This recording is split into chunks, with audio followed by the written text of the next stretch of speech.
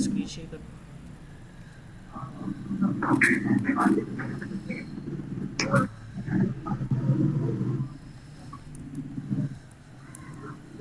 जी sir, हो रही है प्लीज। ठीक है।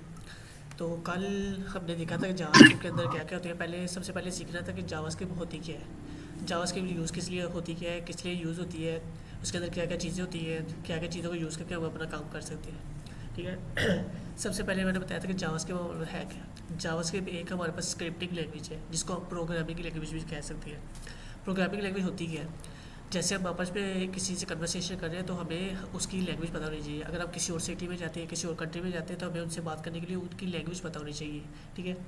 इसी तरीके से हम जब कंप्यूटर से बात करते हैं ना, या कंप्यूटर से कोई काम करना होता है, तो हमें कंप्यूटर की लैंग्वेज आनी चाहिए।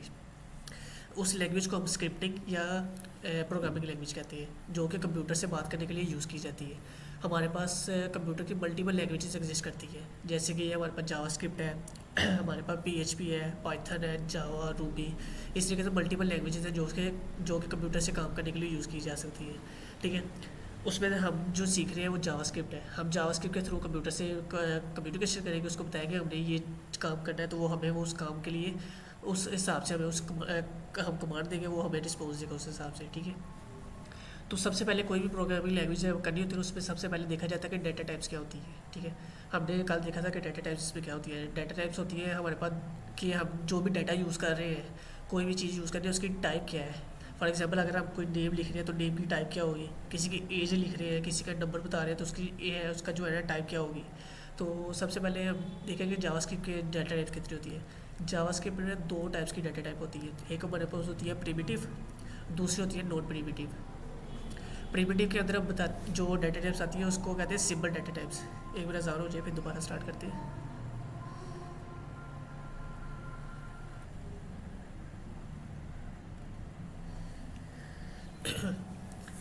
तो डाटा टाइप्स के अंदर हम बताते हैं कि हमारा जो भी डाटा यूज़ कर रहे हैं किसी भी लैंग्वेज के अंदर, उसकी टाइप क्या होगी। ठीक है। अगर हमने किसी का नेम लिखना है तो नेम आपको पता है कि नेम हम जब भी लिखते हैं वो अल्फ़ाबेट की फॉर्म में होते हैं, यानी कि एबीसी की फॉर्म में लिखा जाता है, उसको हम कहते हैं अल्फ़ाबेट्स। तो उसकी जो टाइप होती है वो हमेशा होती है स्ट्रिंग।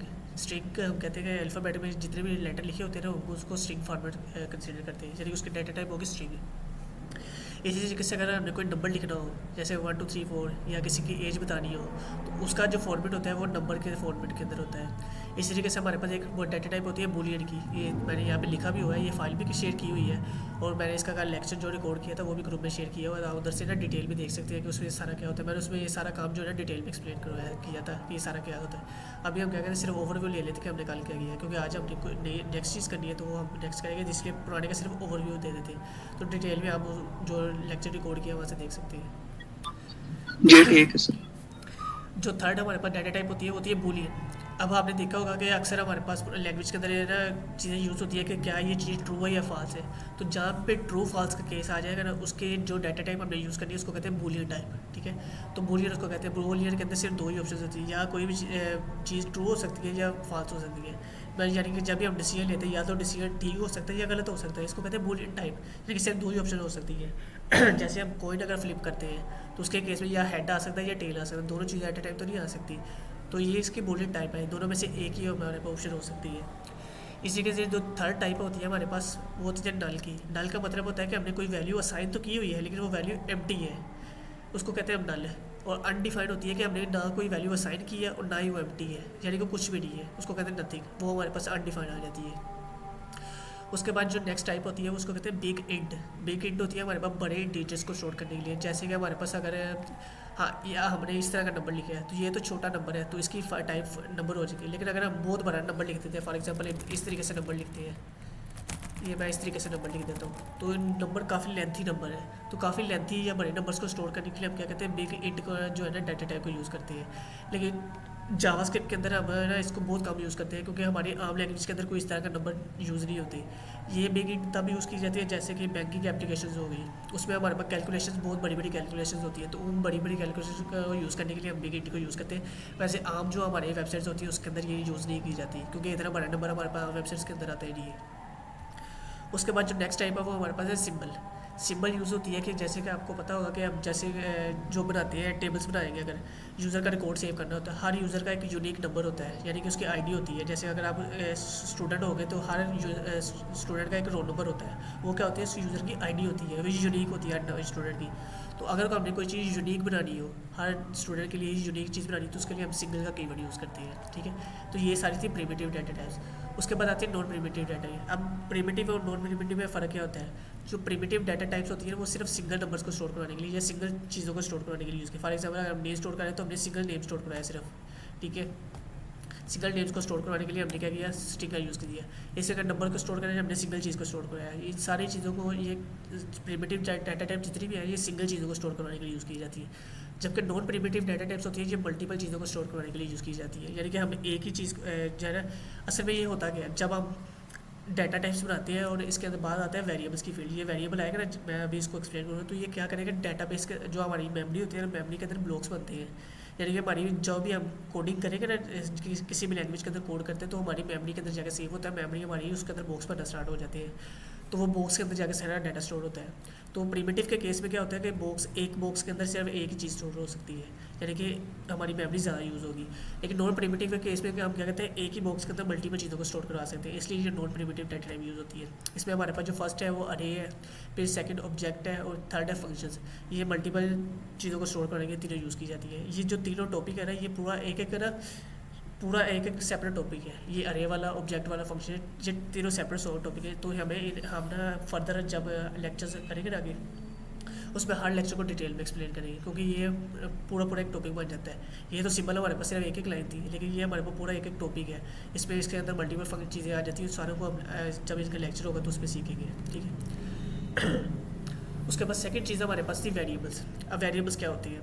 वेरिएबल्स मैंने जैसे बताया कि जब भी हम प्रोग्रामिंग लैंग्वेज के अंदर कोई भी चीज़ लिखते हैं तो वो हमारे मेमोरी के अंदर जाकर स्टोर होती है, मेमोरी में ब्लॉक बनते हैं। तो उस ब्लॉक को कोई ना कोई हमने नेम देना होता है। तो नेम देने के लिए हम क्या कहते हैं, वेरिएबल्स को यूज़ करते हैं। हम वेरिएबल बनाते हैं, वेरिएबल बनाने के बाद उसको वैल्यू असाइन कर देते हैं। तो ये क्या होता है, जैसे ही हम इसको अपनी फाइल को सेव करते हैं तो वो क्या करेगा, हमारी मेमोरी के अंदर जाएगा। जैसे कि हम रैम यूज़ करते हैं तो रैम के अंदर जाएगा, रैम के अंदर जाके एक वेरिएबल के लिए एक ब्लॉक बना देगा, यानी कि एक बॉक्स बना देगा हमारी मेमोरी के अंदर। उस बॉक्स के अंदर जो भी हमने इस वेरिएबल को वैल्यू दी होगी वो वैल्यू को सेव करवा देगा।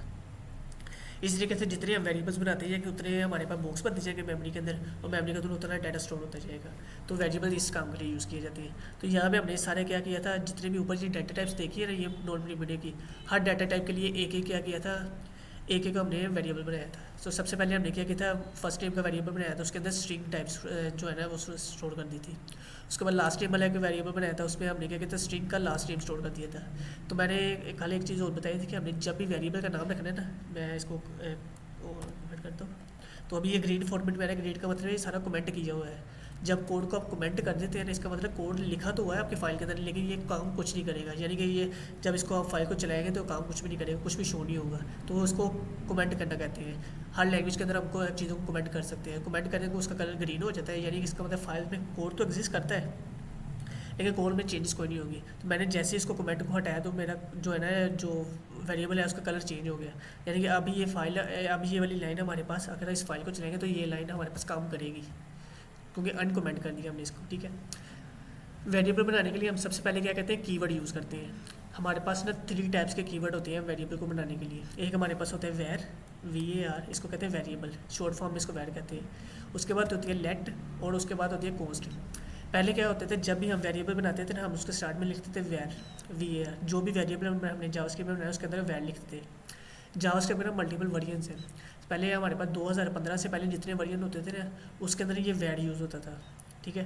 लेकिन 2015 के बाद जावास्क्रिप्ट के जितने वर्जन है उसमें उन्होंने वेर खत्म कर दिया और 2 न्यू टाइप्स में डाटा जो है ना कीवर्ड्स बनाए हैं। एक हमारे पास लेट का है और एक कॉन्स्ट का है। तो अब हम वेर को यूज़ नहीं करते, पहले हम वेर को यूज़ करके काम करते थे, लेकिन 2015 के बाद ये चीज़ खत्म कर दी उन्होंने। तो अब हम लेट और कॉन्स्ट को यूज़ करके करते हैं। अब इन दोनों में डिफरेंस क्या है? इन दोनों में डिफरेंस ये है कि जब हम लेट को यूज़ करते हैं ना, कोई भी वेरिएबल बनाते हैं, तो एक दफ़ा अगर लेट के साथ अगर कोई वेरिएबल बना के उसको वैल्यू असाइन कर दिए ना, तो बाद में हम उसी फाइल के अंदर जाकर उस वेरिएबल की वैल्यू को दोबारा चेंज कर सकते हैं। लेकिन कॉन्स्टेंट के केस में क्या होता है कि कॉन्स्टेंट कहते हैं कि ऐसी वैल्यू जो चेंजेबल ना हो।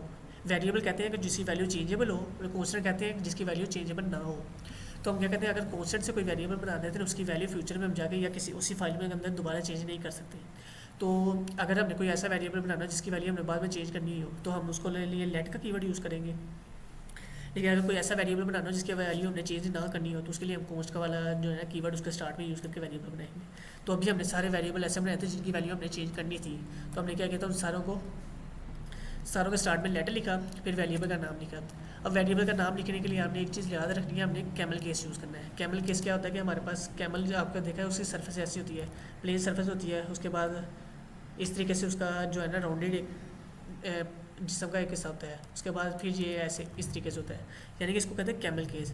तो जब भी आपने वेरिएबल्स बनाने हैं तो आपने कैमल केस यूज़ करना है। कैमल केस में कैसे लिखते हैं, पहले अगर कैमल केस के बगैर मैं कोई वेरिएबल बनाता हूँ, मेरे पास फॉर एग्जांपल फर्स्ट नेम है तो मैं इस तरीके से लिखता था कैमल केस के बगैर। कैमल केस के बगैर अगर वेरिएबल बनाएंगे तो इस तरीके से लिखा जाएगा। लेकिन अगर कैमल केस के अंदर आपने वेरिएबल बनाना है उसमें आपने क्या करना है, जो फर्स्ट वर्ड होगा उसको स्मॉल लिखना है, जो सेकंड वर्ड होगा उसको लिखने के लिए आपने क्या करना है उसका फर्स्ट लेटर कैपिटल कर देना है। फर्स्ट नेम के लिए मैंने क्या करना है एंड कैपिटल कर देना है। तो ये हमारे पास क्या है, कैमल केस है।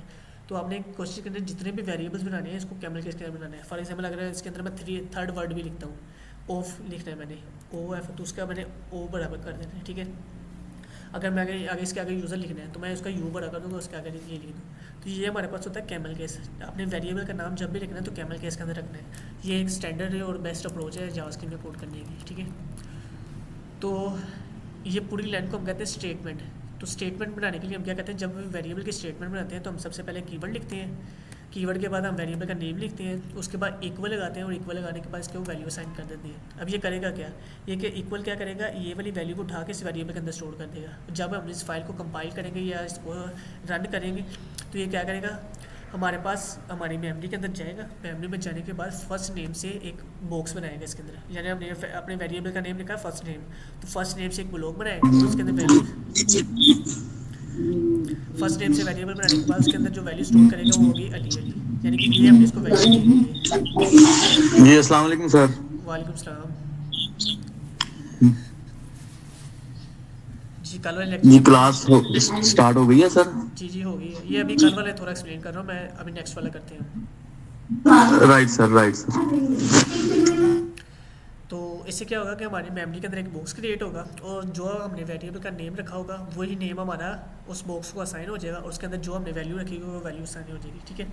यहाँ पे हमने क्या किया था, स्ट्रिंग वाली डाटा टाइप यूज़ किया। मैंने बताया ऊपर हमारे पास डाटा टाइप्स होती हैं। जब भी हमने कोई इंग्लिश वाले अल्फ़ाबेट से लिखते हैं तो वो हमारी स्ट्रिंग की टाइप होती है। तो स्ट्रिंग की टाइप को लिखने के लिए आपने क्या करना है, हमेशा कोटेशंस को यूज़ करना है। तो कोटेशन लिख के मैंने उसके अंदर वैल्यू असाइन की, तो ये हमारी स्ट्रिंग होगी, ठीक है। तो ये तो लेफ्ट करके चलेंगे।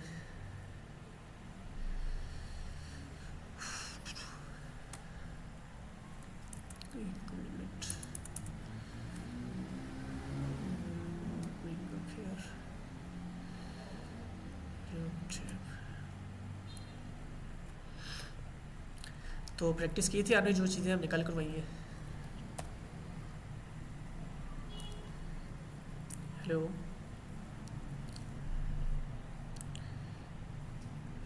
शराज आपका नेम, मेरी आवाज़ आ रही है आपको?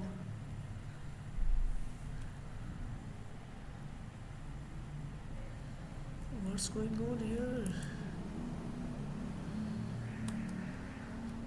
प्रैक्टिस नहीं की तो मैं अब फारिग होके ना मैं स्टार्ट करूंगा काम। ठीक हो गया। तो कल हमने कवर कर लिया था, वेट, कल हमने डाटा टाइप्स कर ली थी, वेरिएबल्स की जी सर, वेरिएबल कर लिए थे। उसके बाद हमने कंसोल कर लिया था और लेटर को जी कंसोल भी कर लिया था, ठीक है। ठीक है सर बिल्कुल। आज हमने करने हैं ऑपरेटर्स कि ऑपरेटर्स क्या होते हैं, ठीक है। ये ठीक है राइट जी। तो मैं क्या करता हूँ इसी फोल्डर के अंदर, कल हमने क्या कहते हैं फोल्डर बना के उसको ऐड किया था वीएस कोड के अंदर, उसका फर्स्ट लेक्चर के बना ली थी फाइल, उसके अंदर जितना काम किया था वो ये वाला है, ये मैंने फाइल शेयर भी की हुई थी।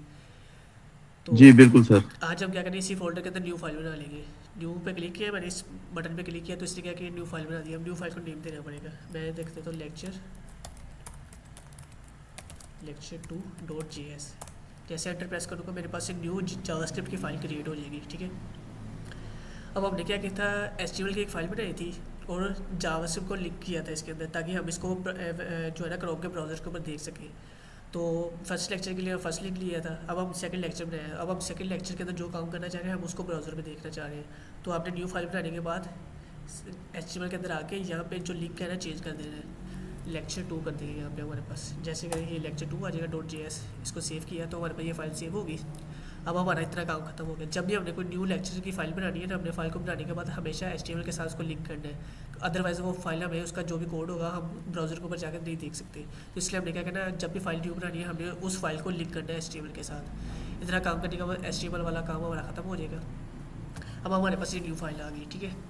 अब हमने क्या करना है कि इसके अंदर सीखने के वेरिएबल्स क्या होती है। वेरिएबल्स तो कल हमने सीख लिया, इसके अंदर आज हमने सीखने ऑपरेटर्स क्या होती है। हमारे पास 3 टाइप्स के ऑपरेटर्स होते हैं जावास्क्रिप्ट के अंदर। सबसे पहले होती है अरिथमेटिक ऑपरेटर, सेकंड होते हैं हमारे पास कंडीशनल ऑपरेटर्स,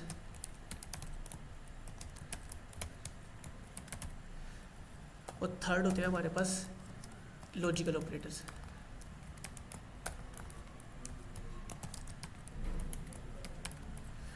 ये 3 टाइप्स के ऑपरेटर्स होते हैं हमारे पास, ठीक है। मैं इसको थोड़ा सा बड़ा कर देता हूँ इस तरीके से।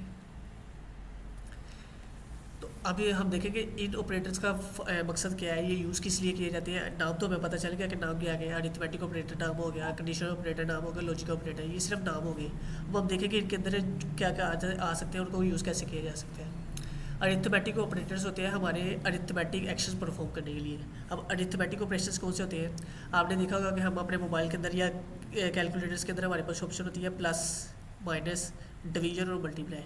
ये हमारे पास 4 एक्शंस जो परफॉर्म करने के लिए हम क्या करते हैं, अपने अरिथमेटिक ऑपरेटर्स को यूज़ करते हैं। हमारे कंप्यूटर के अंदर जो चिप्स होती है ना, जो बोर्ड बना होता है उसके ऊपर, चिप्स के ऊपर भी हमारे पास अरिथमेटिक बोर्ड्स लगे होते हैं, जो कि हमारे कंप्यूटर के अंदर ही एक्शन परफॉर्म करने के लिए यूज़ किए जाते हैं। तो इसी तरह हर प्रोग्रामिंग लैंग्वेज के अंदर भी हम ऑपरेटर्स को यूज़ करके काम कर सकते हैं, ठीक है।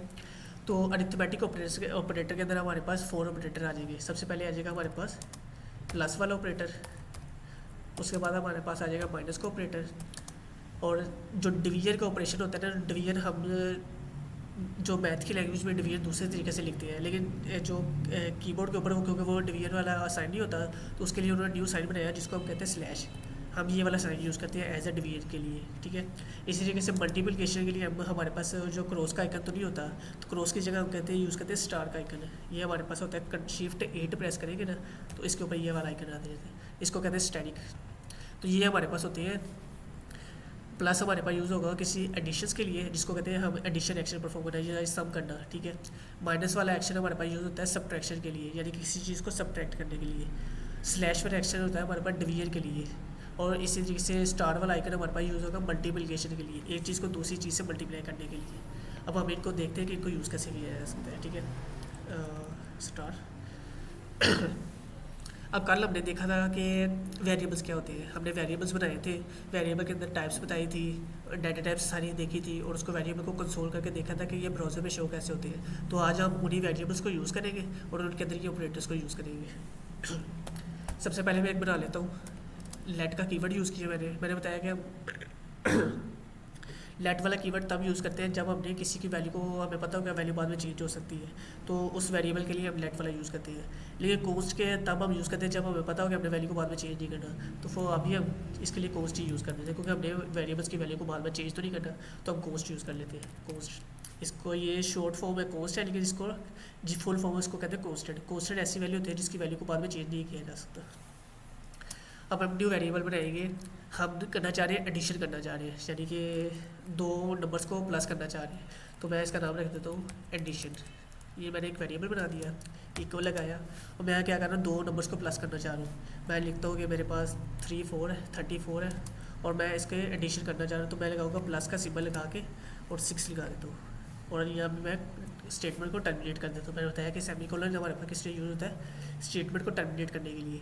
तो ये हमारे पास क्या होगी, फुल कंडीशन होगी। तो इसमें हमने क्या किया, हमने सबसे पहले कॉन्स्टेंट का कीवर्ड यूज़ किया, अपना वेरिएबल बनाया, वेरिएबल बनाने के बाद इक्वल लगाया, इक्वल लगाने के बाद हमने 2 नंबर्स लिए, हमने नंबर्स लिए जिसकी डाटा टाइप हमारे पास क्या है, नंबर है, और नंबर्स को हमने क्या किया, प्लस कर दिया। प्लस करने के लिए हमने उसके सेंटर में प्लस ऑपरेटर लगाया जिसको हम क्या कहते हैं अरिथमेटिक ऑपरेटर कहते हैं। अब ये क्या करेगा, हमारे कंप्यूटर को कमांड देगा कि ये एक वेरिएबल है एडिशन वाला, इसके अंदर ये दो नंबर है, दो नंबर को प्लस करें। अब कंप्यूटर कैसे प्लस करेगा, ये सबसे पहले क्या करेगा, मेमोरी के अंदर एक बॉक्स बनाएगा, उसके अंदर ये दो वैल्यू स्टोर कर देगा। स्टोर करने के बाद जैसे मैंने बताया कि हमारे पास कंप्यूटर के सिस्टम के अंदर बोर्ड होता है, बोर्ड के अंदर हमारे पास अरिथमेटिक जो है ना बोर्ड अरिथमेटिक ऑपरेटर्स लगे होते हैं। अरिथमेटिक ऑपरेटर्स क्या होती है कि अरिथमेटिक ऑपरेशंस परफॉर्म करने के लिए यूज़ किए जाते हैं। तो ये सारा अरिथमेटिक जो बोर्ड होगा हमारा, वो इसको यूज़ करके दो नंबर्स को प्लस कर देगा। तो ये एडिशन के लिए यूज़ किए। अब ये हमारे पास नंबर एक वेरिएबल बन गया, उसमें दो नंबर्स को हमने प्लस कर लिख भी दिया। अब इसका रिस्पॉन्स हम कैसे देखेंगे, मैंने बताया कि जब हम दूसरी लैंग्वेज के अंदर करते हैं तो हम बिल्ट इन फंक्शंस को यूज़ करके हम काम कर सकते हैं। तो हर लैंग्वेज का अपना बिल्ट इन फंक्शन होता है वैल्यू को प्रिंट करवाने के लिए। पाइथन के अंदर हमारे पास प्रिंट का होता है, इसी तरीके PHP के अंदर हमारे पास प्रिंट का होता है। लेकिन हम जावास्क्रिप्ट कर रहे हैं तो हम जावास्क्रिप्ट का फंक्शन देखेंगे, जावास्क्रिप्ट में फंक्शन कौन सा होता है प्रिंट करने के लिए। तो कल हमने देखा था कंसोल वाला, कि हम जो भी जावास्क्रिप्ट में जो भी काम करते हैं हम कंसोल को यूज़ करके कंसोल के अंदर मैसेज को प्रिंट करवाते हैं। तो हम क्या करेंगे, इसके नीचे बिल्कुल नीचे अपना कंसोल लगाएंगे, कंसोल डॉट लॉग। मैंने बताया था कंसोल की हमारे पास 3 टाइप्स होती है, एक होता है लॉग, एक होता है एरर और एक होता है वार्निंग। लॉग होता है कोई मैसेज शो करवाने के लिए, एरर होता है हम तब यूज़ करते हैं जब कोई एरर मैसेज शो करवाना हो, और उसके बाद वार्निंग तब यूज़ करते हैं जब हमने कोई वार्निंग मैसेज शो करवाना हो। तो अभी हम क्या करते हैं, मैसेज शो करवाना है या इसका रिस्पॉन्स शो करवाना है, तो उसके लिए हम क्या करेंगे, एडिशन को यूज़ करेंगे। तो एडिशन कह रहा हूँ, लॉग को यूज़ करेंगे, कंसोल के लॉग को, ठीक है। अब मैंने इसको बंद किया।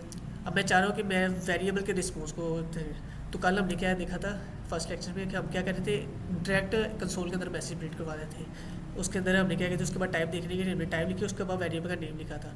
तो अब हम क्या करें, इस वेरिएबल के अंदर जो भी इसका एक्शन परफॉर्म करना है एडिशन का, तो हमने एक्शन को देखना है इसका रिस्पॉन्स क्या आता है। तो हमने एक्शन किसके अंदर रखा हुआ था, अपने एडिशन का वेरिएबल बना के उसके अंदर रखा है। तो हमने क्या करना है, वेरिएबल के नेम को कॉपी करना है, कॉपी करके कंसोल के अंदर उसमें वेरिएबल को नेम पास कर देना है। और नेम पास करने के बाद हमने इसको स्टेटमेंट को टर्मिनेट किया, अपनी फाइल को सेव किया।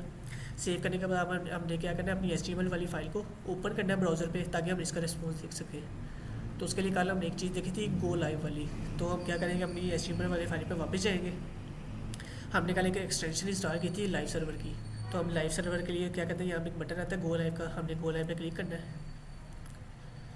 जैसे हमने गो लाइव पे क्लिक किया तो हमारा ये लेक्चर जो है ना वो HTML वाला ओपन हो गया। तो इसके अंदर लेक्चर 1 आ रहा है, क्योंकि ये कल वाला था, हम इसको भी चेंज करते हैं एक दफ़ा। लेक्चर HTML के यहाँ पे हम इसका आगे टेक्स्ट चेंज कर देंगे, तो ये 2 हो जाएगा। फाइल सेव की हमने, इसके बाद इसको आगे रिफ्रेश किया तो ये ऑटोमेटिकली हमारे पास चेंज हो गया, ठीक है। अब हमने लेक्चर 2 का रिस्पॉन्स देखना है। तो लेक्चर 2 का रिस्पॉन्स हमने देखने के लिए क्या किया था, अपनी फाइल को ऐड कर दिया था HTML के अंदर। अब इसका रिस्पॉन्स देखने के लिए हम क्या करेंगे, अपने पेज पे राइट क्लिक करेंगे, इंस्पेक्ट पे क्लिक करेंगे। जैसे इंस्पेक्ट पे क्लिक करके हमारे पास ये डेवलपर टूल ओपन हो जाएगा, ठीक है। डेवलपर टूल में मैंने बताया था हमारे पास 3 चीज़ होती है, एक एलिमेंट्स होते हैं जहाँ पे HTML शो होती है, इसके बाद स्टाइल्स होते हैं जहाँ पे CSS शो होती है, और कंसोल होते हैं जहाँ पे हमारे पास जावास्क्रिप्ट का कंसोल शो होते हैं। हम कंसोल पे क्लिक करेंगे तो यहाँ पे हमारे पास रिस्पॉन्स आ गया। तो इसने क्या किया, 2 नंबर्स को प्लस किया, प्लस करने के बाद हमारे पास यहाँ पे रिस्पॉन्स शो कर दिया। तो अब हमें नहीं पता कि ये इसने क्या किया है, यहाँ के कोड के अंदर तो हमें पता है कि हमने 2 नंबर्स को प्लस किया है, लेकिन कंसोल को ऊपर आकर हमें नहीं पता चल रहा कि हमने क्या किया। तो इसके लिए हम क्या कहते हैं, इसके साथ टेक्स्ट मैसेज भी लिख लेते हैं। हम अपने ब्राउज़र VS कोड में वापस आएंगे, इस फाइल का हमारे पास कोई ताल्लुक नहीं है, इसको बंद करेंगे। और यहाँ पे आने के बाद हम क्या करें, दोनों चीज़ों को लिख सकते हैं। अब हम निकाल क्या किया था, सिर्फ एक ही चीज़ को कर रहे थे कंसोल के अंदर, या हमने मैसेज प्रिंट करवा रहे थे या एक वेरिएबल लिख रहे थे। लेकिन हम क्या कहते हैं, कंसोल के अंदर दोनों चीज़ें लिख सकते हैं, हम टेक्स्ट मैसेज को भी लिख सकते हैं और वेरिएबल के नेम को भी लिख सकते हैं। तो हम क्या करेंगे, उसको लिखने के लिए हमारे पास एक ना चीज़ यूज़ होती है जिसको हम कहते हैं कॉन्कैटिनेशन। हमने क्या करनी है, सबसे पहले कोटेशन लगानी है, क्योंकि आपको पता है जब भी हमने स्ट्रिंग लिखनी होती है तो हम इन्वर्टेड कोट्स के अंदर लिखते हैं। तो हम क्या लिखते हैं कि एडिशन ऑफ 2 नंबर्स, ठीक है। इतना काम करने के बाद अभी देखिए यहाँ पे एक एरर आ रहा है। एरर आने के बाद क्या कह रहा है, कोमा लगाओ, यानी कि कोमा लगाना है हमने। कोमा लगाने के बगैर हमने कंसोल के अंदर 2 मैसेज प्रिंट नहीं करवा सकते। तो यहाँ पे हम लगाएंगे कोमा। कोमा लगाने के बाद हमने स्पेस लगाने, तो ये हमारे पास मैसेज आ गया। यानी कि हम कंसोल के अंदर मल्टीपल चीज़ों को भी लिख सकते हैं, मल्टीपल डाटा टाइप्स को भी यूज़ कर सकते हैं। अब ये क्या हुआ, हमने कंसोल के अंदर दोनों डाटा टाइप यूज़ कर ली। एक तो हमने क्या किया, अपनी स्ट्रिंग की डाटा टाइप को यूज़ किया है, दूसरा हमने क्या किया, अपने वेरिएबल को भी यूज़ कर दिया है। क्योंकि वेरिएबल हमारे पास क्या कर रहा है, एडिशन कर रहा है, 2 नंबर्स को एडिशन करके शो करवा रहा है। हमने इसको सेव किया तो ये कंसोल के ऊपर या भी ये क्या कर रहा है, मैसेज भी शो करवा रहा है, यानी कि एडिशन ऑफ 2 नंबर्स। यहाँ से हमें पता चल रहा है कि हमारा काम क्या हुआ है, 2 नंबर्स को ऐड किया गया है। तो यहाँ मैसेज से हमें पता चल जाएगा कि कंसोल के ऊपर जो भी मैसेज आ रहा है हमें पता चल जाएगा ये काम क्या कर रही है। इसी तरीके से हमने क्या करना है, सब्ट्रैक्शन करनी है, यानी कि दो चीज़ों को माइनस करना है। तो माइनस के लिए हम क्या करेंगे, कॉन्स्टेंट, और यहाँ पे हम न्यू फंक्शन बनाएंगे अपना, वेरिएबल बनाएंगे अपना न्यू वाला सब्ट्रैक्शन का, सब्ट्रैक्शन इक्वल टू, हम चाह रहे हैं 54 माइनस 23। ये हमने क्या किया, स्टेटमेंट बना दी। सेम वैसे ही हमने क्या किया जैसे ऊपर किया था, अपना कॉन्स्टेंट का कीवर्ड यूज़ किया, उसके बाद वेरिएबल को नेम असाइन किया और इक्वल लगा के दो नंबर्स को माइनस कर दिया। इसके दरमियान क्या किया, अरिथमेटिक ऑपरेटर लगाया, कौन सा, माइनस वाला, ये दो वैल्यू को माइनस करेगा। अब कंप्यूटर क्या करेगा, अरिथमेटिक अपना जो बोर्ड होगा उसको यूज़ करके इन दो नंबर्स को आपस में माइनस कर देगा। अब हमने इसका भी रिस्पॉन्स शो करवाना है, तो इसका रिस्पॉन्स शो करवाने के लिए हम कंसोल लगाएंगे दोबारा, console dot log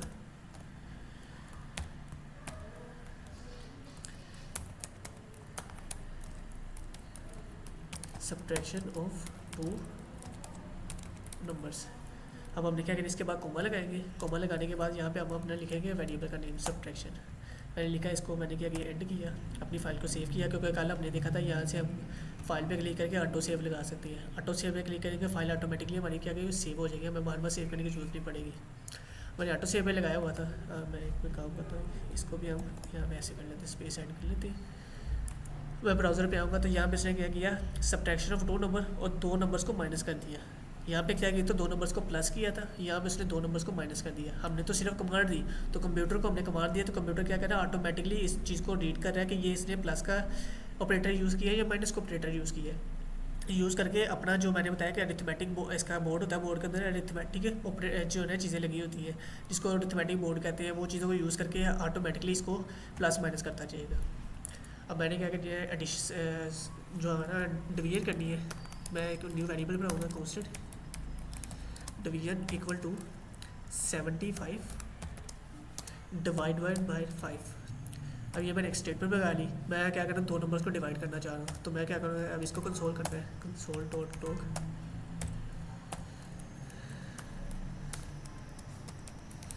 division of two numbers.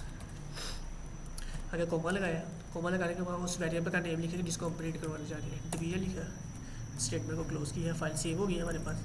अब यहाँ पे जाएंगे तो उसने क्या किया, डिवीजन ऑफ टू नंबर्स 15।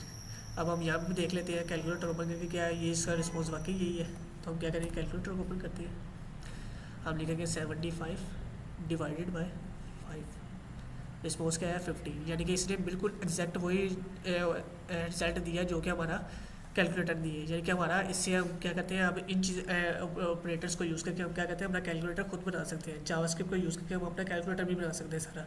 इसी तरीके से आपने देखा क्लॉक्स होती है, हमारे पास टाइम शो रहता है, डिजिटल क्लॉक होती है, एनालॉग क्लॉक होती है, तो आप जावास्क्रिप्ट को यूज़ करके ये क्लॉक्स भी खुद बना सकते हैं, कैलकुलेटर भी खुद बनाए जा सकते हैं, क्लॉक्स भी खुद बनाई जा सकती है, और अपनी जो है ना वेबसाइट भी सारी बनाई जा सकती है। यानी कि जावास्क्रिप्ट हमारी इतनी पावरफुल है, आप इनको यूज़ करके कुछ भी चीज़ें बना सकते हैं। तो हम क्या कर देंगे, फर्दर जब आगे लेक्चर में जाएंगे तो हमें क्लॉक भी बनाना सीखेंगे और कैलकुलेटर बनाना भी सीखेंगे कि कैसे इन चीज़ों को बनाया जा सकता है। अब हमारा लास्ट ऑपरेटर रह गया अरिथमेटिक वाला, कॉन्स्टेंट मल्टीप्लाई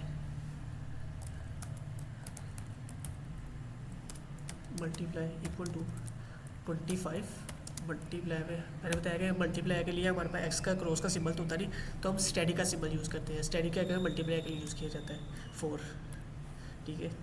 आगे स्टेटमेंट को क्लोज किया, कंसोल डॉट लॉग, और इसके अंदर हम बताएंगे अपना, सबसे पहले तो हम अपनी जो है ना स्ट्रिंग की टाइप लिखेंगे, मल्टीप्लाई ऑफ टू नंबर्स। अगर कोमा लगाया, कोमा लगाने के बाद उस वेरिएबल का नेम लिखेंगे जिसको हम डिफरेंट करवाना है, मल्टीप्लाई, इसका रिस्पॉन्स 100 से रिस्पॉन्स दिया, यानी कि बिल्कुल एक्यूरेट रिस्पॉन्स दिया है। तो यानी कि हमारे अरिथमेटिक ऑपरेटर हमने चारों देखे, अरिथमेटिक ऑपरेटर बिल्कुल ठीक चल रहे हैं, ठीक है। अब इसी तरीके से हमारे पास एक और अरिथमेटिक ऑपरेटर है, बेसिकली ये 4 ही होते हैं, लेकिन एक और operator as a arithmetic operator use किया जाता है, जिसको हम कहते हैं मॉड्यूल। ये आपने देखा होगा परसेंटेज का सिंबल, तो इसको हम एज अ मॉड्यूल जो है ना मॉड्यूलर कंसीडर करते हैं। ये भी अरिथमेटिक ऑपरेटर है। इसको कैसे यूज़ किया जाता है, मॉड्यूल मॉड्यूलर इसको दे देते हैं हम देते हैं कि 44 मॉड्यूलर 2।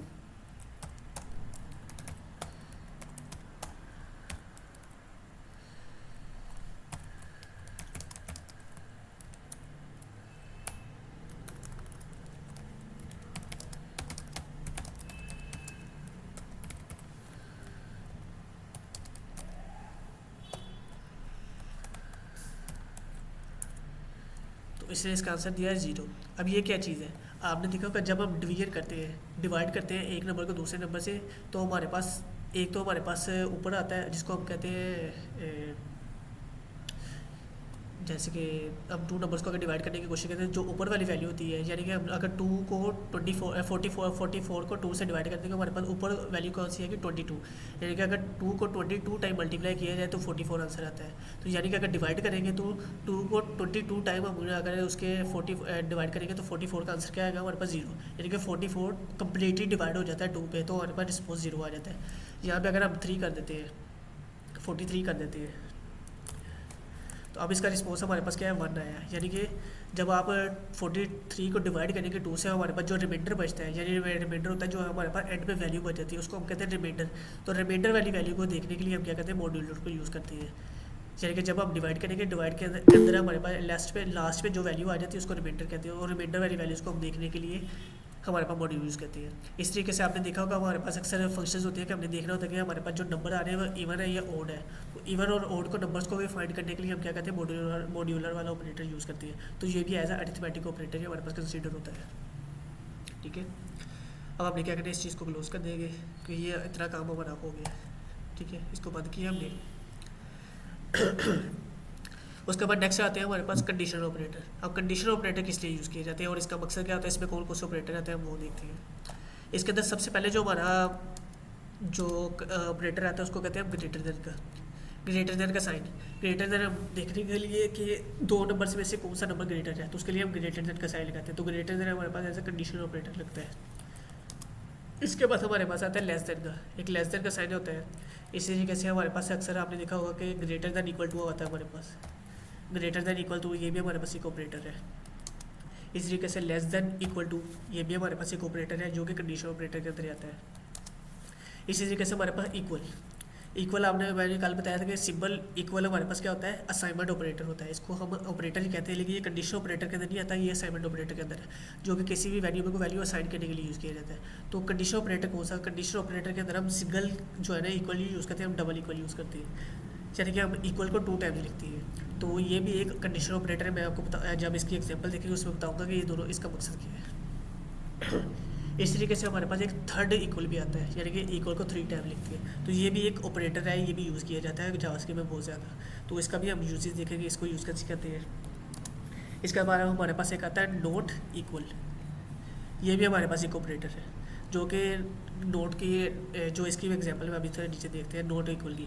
ठीक है, इसी तरीके से एक हमारे पास नेक्स्ट आता है नोट इक्वल लगा के उसके बाद दो इक्वल लगाने हैं। तो ये भी हमारे पास एक ऑपरेटर है जो कि कंडीशंस को अप्लाई करने के लिए यूज़ किया जाता है। तो ये इसको कंडीशनल ऑपरेटर कहते हैं। अब इनकी एग्जांपल देखते हैं।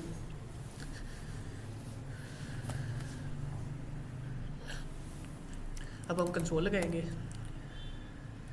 कंसोल डॉट या वेरिएबल बना के भी काम कर सकते हैं।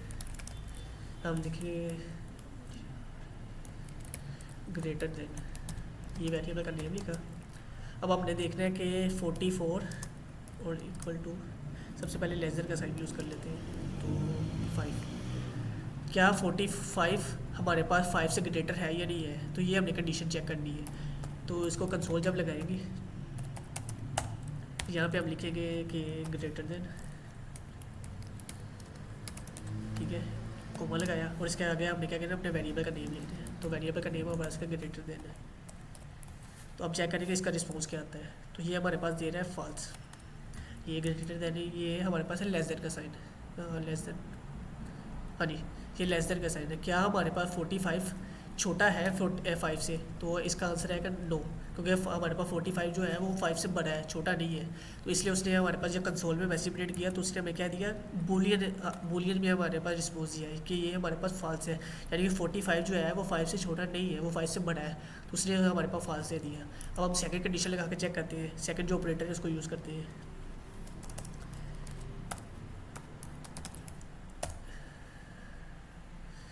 तो ये लेस देन नहीं है, ये हमारे पास लेस देन का साइन है, ग्रेटर देन का नहीं आएगा, लेस देन, लेस देन, ठीक है। अब नीचे अपग्रेड करेंगे ग्रेटर देन का।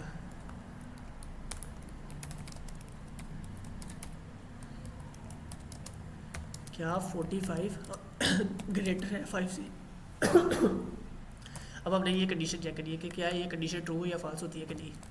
कंसोल लगाएंगे, डॉट लॉग लगाया, इसके अंदर हम लिखेंगे ग्रेटर देन, और यहाँ पे हमारे पास लेस देन आना था तो ये यहाँ लेस देन आ जाएगा, ठीक है। यहाँ पे कोमा लगाएंगे और लिखेंगे ग्रेटर देन, ठीक है। यहाँ पे मिस्टेक हुई है तो उसको ख़त्म कर, ये हमारे पास है। अब हमने ये कंडीशन चेक करनी है कि क्या 45 बड़ा है 5 से, तो जैसे रिफ्रेश करेंगे वो हमें रिटर्न कर देगा 2, यानी कि इसका मतलब है हमारे पास ये 45 ग्रेटर है 5 से, 5 से बड़ा है। वो ऑलरेडी हमें भी पता है कि 45 5 से बड़ा है, तो हमने कोडिंग के थ्रू चेक किया कि क्या 45 बड़ा है, तो उसे हमें ट्रू रिटर्न किया, यानी कि इसका मतलब हमारा आंसर ठीक है। यहाँ पे हमें थोड़ा स्कॉलर लगा लेते हैं, यहाँ पे भी और यहाँ पे भी, इसको थोड़ा सा अच्छा दिखाने के लिए, मेरे को पता चले कि ये क्या लिखा जा रहा है। इसी तरीके से अब हम यूज़ करेंगे ग्रेटर देन इक्वल टू का, ये वाला ये ग्रेटर देन इक्वल टू का साइन यूज़ करेंगे, ग्रेटर देन इक्वल, ठीक है। ये वेरिएबल का नेम लिख लिया हमने। अब हम यहाँ पे कंडीशन लगाएंगे, क्या हमारे पास 45 ग्रेटर और इक्वल है 46 से, तो हम ये कंडीशन चेक करनी है।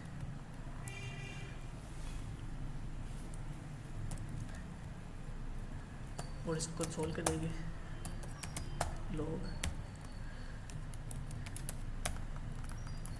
कॉलर लगाएंगे ग्रेटर देन एंड इक्वल,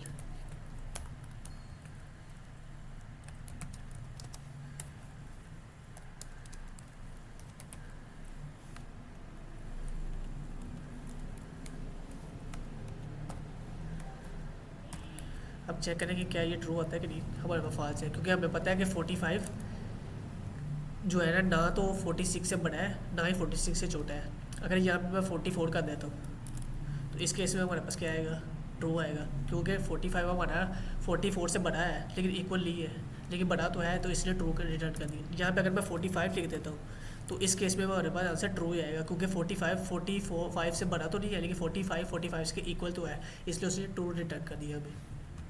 तो इसी तरह हम जो है इसको 44 ही कर देते हैं, और यहाँ पे हम चेक करते हैं लेस देन का sign, greater less than equal to का।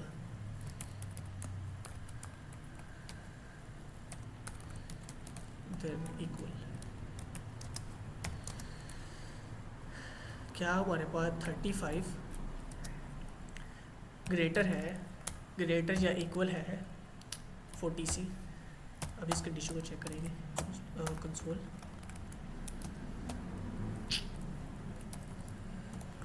डॉट लॉग लेस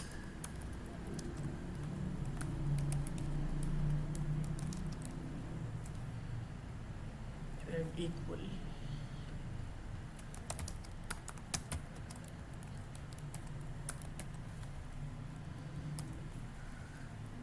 यहाँ पे कोमा लगाने के बाद अपना सेकंड वेरिएबल लिखेंगे हम। इसको सेव किया और चेक करते हैं कि क्या हमारे पास 45 जो है वो ग्रेटर है या इक्वल है 40, जो 45 है वो क्या लेस देन और इक्वल टू है 40 के। यस, हमें पता है कि 45 40 से छोटा है लेकिन इक्वल तो नहीं है, लेकिन लेस है तो उसने हमारे पास क्या कर दिया, रिटर्न कर दिया। अगर हम सिंपल चेक करते इक्वल का तो इक्वल के केस में उसने रोक कर देता, आगे हमें इक्वल के केस में देखते हैं। लेकिन लेस देन चेक कर रहे हैं तो क्या 45 जो है 35 और 40 से लेस है, तो हाँ हमें पता है कि 35 40 से छोटा होता है, तो उसने हमें इस केस में ट्रू रिटर्न कर दिया। अब इसी तरीके से हम डबल वाला केस चेक करेंगे।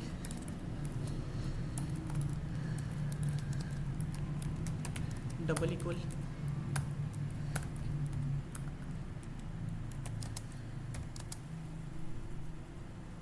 क्या हमारे पास 35 डबल इक्वल है 35 के। अब ये चेक करते हैं केस, कंसोल डॉट लॉग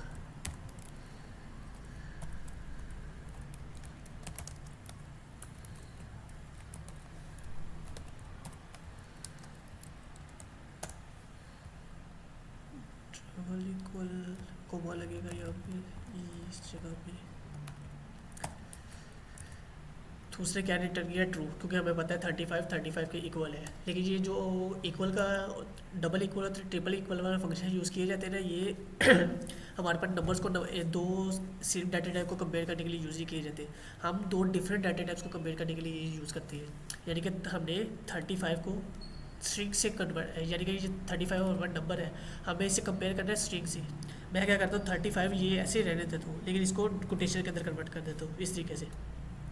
तो मैंने बताया था कि हमारे पास जो है ना सिंबल इस तरीके से सिंपल लिखेंगे तो हमारे पास ये डाटा टाइप कौन सी है, नंबर्स की है।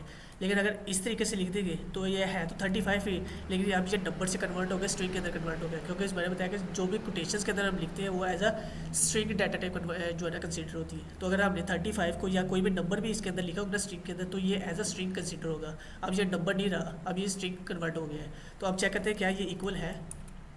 तो अभी ये इक्वल हमें ट्रू दे रहा है, क्योंकि हमें पता है कि 35 के इक्वल होता है। अगर 35 को हमने स्ट्रिंग में भी कन्वर्ट कर दिया ना तो ये इसको 35 ही कंसिडर करेगा, लेकिन एज अ स्ट्रिंग कंसिडर करेगा, ठीक है। अगर मैं जैसे हम निकाले टाइप चेक की टाइप ऑफ वाला फंक्शन यूज़ करके मैं, तो उस तरीके से भी आप इसको टाइप चेक करेंगे ना तो ये एज अ नंबर है इसको शो करवाएगा और उसको एज अ स्ट्रिंग शो करवाएगा, लेकिन दोनों की वैल्यू हमारे पास सेम होगी है। तो जो डबल इक्वल होता है वो वैल्यू सिर्फ चेक करता है कि क्या वैल्यू हमारे पास सेम है कि नहीं। लेकिन अगर यहाँ 36 कर दूँगा, अब आपको पता है वैल्यू चेंज हो गई है हमारे पास, तो अब ये फॉल्स हमारे पास रिटर्न करेगा। लेकिन अगर 35 ही रहने दूँगा तो ये सिर्फ वैल्यू चेक कर रहा है, तो उस केस में हमें ट्रू रिटर्न करेगा। यानी कि जो डबल इक्वल होता है सिर्फ हमारे पास वैल्यू चेक करने के लिए क्या हमारे पास वैल्यू सेम है या नहीं है। अगर वैल्यू सेम नहीं होगी तो वो हमारे पास फॉल्स रिटर्न कर देगा, अगर वैल्यू सेम होगी तो ट्रू रिटर्न करेगा। लेकिन अगर हम आगे अगले केस की तरफ जाते हैं थर्ड इक्वल की तरफ,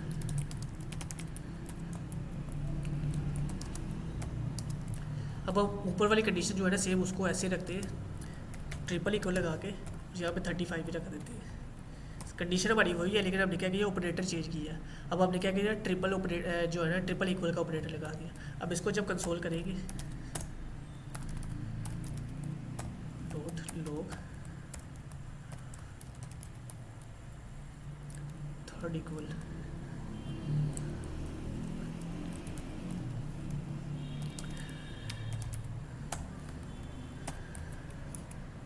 इस केस में से क्या फॉल्स रिटर्न किया। हमारे पास कंडीशन तो सेम वही है जो पहले थी, सेम वही कंडीशन रखी है, सिर्फ क्या किया एक इक्वल इजाफी कर दिया है। इससे क्या होगा, ये क्या करेगा, इस केस में अगर डबल इक्वल लगाएगा तो सिर्फ ये वैल्यू चेक करेगा कि यह क्या है, ये वैल्यू चेंज है सेम है या नहीं है। अगर तो वैल्यू सेम हो जाती है तो वो ट्रू रिटर्न कर देगा, अगर वैल्यू फॉल्स हो जाती है तो वो फॉल्स रिटर्न कर देगा। लेकिन अगर हम ट्रिपल इक्वल लगा देंगे तो इस केस में क्या करेगा, ये वैल्यू भी चेक करेगा और टाइप भी चेक करेगा।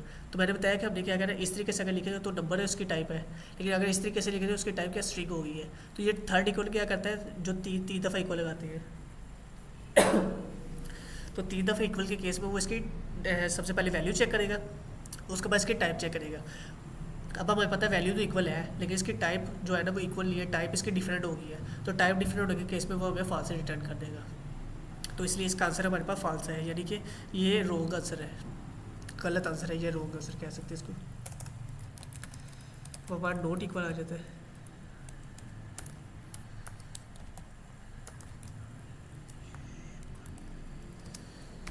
सेम जैसे हमने ये काम किया सेम इसी काम को करते हैं हम। ये इधर से कॉपी किया हमने, यहाँ पे पेस्ट किया और यहाँ पे सिर्फ लगा देते हैं नॉट इक्वल।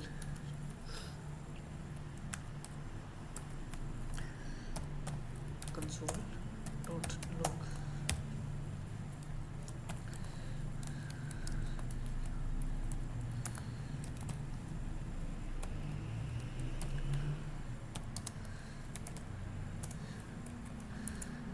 तो अब इसने क्या किया फॉल्स इक्वल, यानी कि फॉल्स का मतलब क्या होता है, जब हम नोट ऑपरेटर लगाते हैं ना तो इसका मतलब होता है कि ये कोई भी अगर ट्रू वैल्यू होती है तो उसको कन्वर्ट कर देता है फॉल्स के अंदर। अगर कोई फॉल्स वैल्यू होगी तो उसको कन्वर्ट कर देगा ट्रू के अंदर। यानी कि ये क्या करता है उल्ट काम करता है। जहाँ भी हम ये नोट वाला ऑपरेटर यूज़ करते हैं, ये वाला इक्वल नहीं, सिर्फ ये नोट ऑपरेटर, ये हमारे पास ये अगर सिर्फ ये वाला ये साइन जहाँ पे भी यूज़ होता है वो क्या कहता है उस वैल्यू को उल्टा कर देता है। अब हमें पता है कि हमने क्या किया था इक्वल लगाया हुआ था, तो ये क्या कहता है एज अ बिहेव करता है डबल इक्वली, यानी कि डबल इक्वली चेक करेगा, लेकिन क्या करेगा डबल इक्वल की वैल्यू को रिटर्न कर देगा। हमें पता रिटर्न कह रहा हूँ उल्टा देगा उसकी वैल्यू। हमें पता है कि इस केस में हमारी वैल्यू क्या आ रही थी, ट्रू आ रही थी, यानी कि हमारे पास वैल्यू तो सेम थी लेकिन टाइम डिफरेंट थी, लेकिन वैल्यू हमारे पास जो आंसर आ रहा था वो ट्रू आ रहा था। तो इसने क्या किया उससे ट्रू वाले आंसर को रिटर्न कर उल्टा दिया फॉल्स के अंदर। तो मैं अगर यहाँ पे सेम वही काम करता हूँ, डबल इक्वल लगाऊंगा तो मेरे पास आंसर क्या आ रहा था, ट्रू आ रहा था। लेकिन मैं इक्वल खत्म करके नोट लगा दूंगा तो वो क्या करेगा, इस आंसर को उल्टा देगा, यानी कि जो ट्रू होगा उसको फॉल्स कर देगा, जो फॉल्स होगा उसको ट्रू कर देगा। तो इसने आंसर मुझे क्या दिया, फॉल्स दिया। पहले ट्रू आ रहा था ये वाला आंसर, उसने उसको उल्टा के फॉल्स कर दिया। तो ये हमारे पास नोट ऑपरेटर यूज़ होता है किसी भी वैल्यू को उल्टाने के लिए। उसके बाद हमारी नेक्स्ट रहेगा last operator, constant double note operator.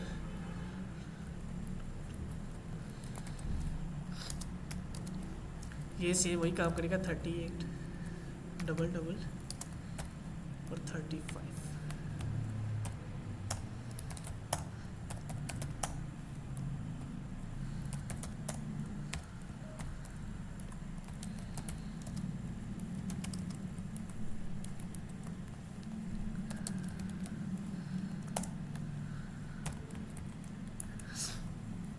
तो ये इसने क्या किया, मैं ट्रू रिटर्न कर दिया। ट्रू रिटर्न क्यों किया है, अब डबल इक्वल के केस में हमारे पास क्या होता है कि ये वैल्यू हमारे पास क्या थी, ट्रू है। अगर हम ये चेक कर रहे हैं तो डबल इक्वल के केस में हमारे पास वैल्यू थी ट्रू, तो उसने क्या किया, उस ट्रू वाली वैल्यू को दोबारा उल्टा दिया। यानी कि ये भी क्या कर रहा है, इस केस में वैल्यू को उल्टाएगा, लेकिन ट्रू फॉल्स वाली वैल्यू थी, फॉल्स को ट्रू करना था। तो इधर भी हमारे पास सेम क्या है, हमारे पास जो वैल्यू आती है उसको उल्टा के, लेकिन क्या कर रहे हैं, स्ट्रिक्टली उल्टाता है, यानी कि उसका नंबर भी चेक कर रहे हैं, उसकी वैल्यू भी चेक कर रहे हैं, उसकी टाइम भी चेक कर रहे हैं, दोनों चीज़ें चेक करने के बाद उसको उल्टा रहे हैं। तो इसका आंसर में हमारे पास क्या है, ट्रू आया। तो ये हमारे पास होते हैं लॉजिकल ऑपरेटर्स। सबसे पहले हम देखिए जो है ना अरिथमेटिक ऑपरेटर्स कर लिए। मैं इसको थोड़ा सा चेंज कर देता हूँ इस तरीके से, इसको यहाँ से कॉपी करते हैं।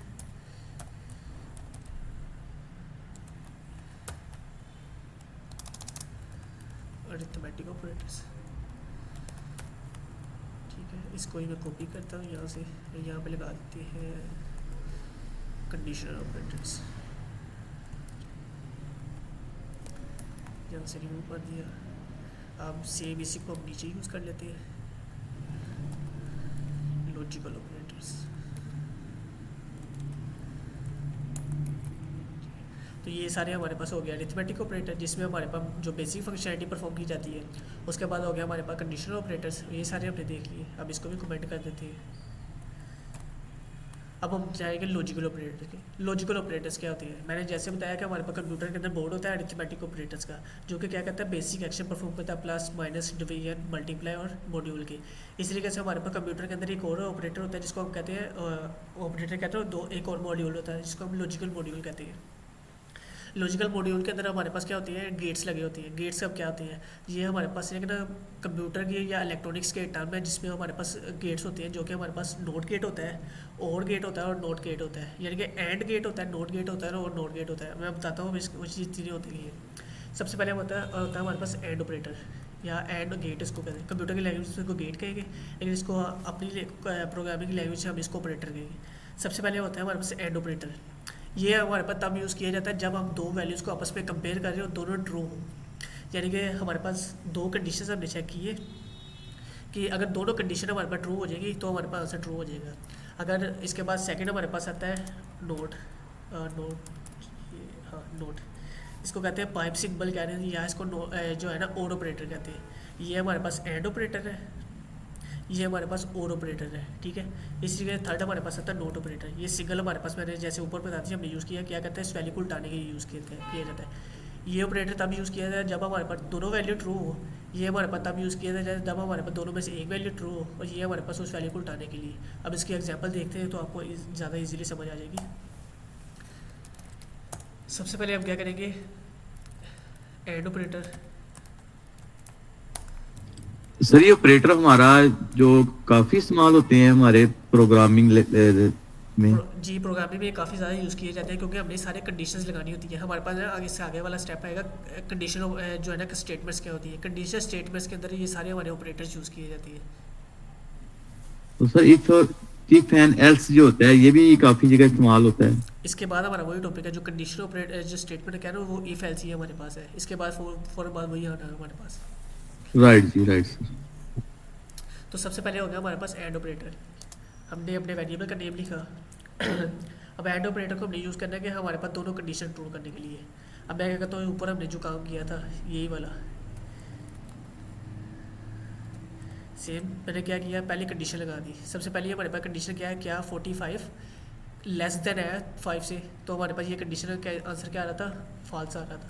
उसके बाद आपने क्या करना है, इक्वल जब एंड ऑपरेटर लगाना है, और एंड ऑपरेटर के बाद हमने क्या करना है, लगा देना है अपनी दूसरी कंडीशन लगा देनी है। तो ये पहले क्या हो रहा था हमारे पास, ये सारी कंडीशन स्टेटमेंट्स भी कह सकते हैं आपको। पहले हमने क्या किया था, ये सेपरेट काम किया था, यानी कि इस लेस देन वाली कंडीशन सेपरेट की थी और ग्रेटर देन जो है ना कंडीशन सेपरेट की, दोनों सेपरेट की थी। अब हमने क्या किया, दोनों को एक ही लाइन के अंदर यूज़ कर लिया, यानी कि हमने दोनों को चेक करना है कि क्या ये भी ट्रू है, क्या ये भी ट्रू है। अगर दोनों ट्रू होंगे तो हमारे पास आंसर, और इसके सेंटर पर निकाल के एंड लगा दिया। तो एंड के केस में क्या करेगा, वो चेक करेगा कि हमारे पास दोनों आंसर ट्रू होने चाहिए, ये भी हमारे पास कंडीशन ट्रू होनी चाहिए और ये भी कंडीशन ट्रू होनी चाहिए। अगर दोनों कंडीशन ट्रू होगी तो हमारे पास आंसर ट्रू आएगा। इसको मैं आपको दिखाता हूँ, कंसोल लॉग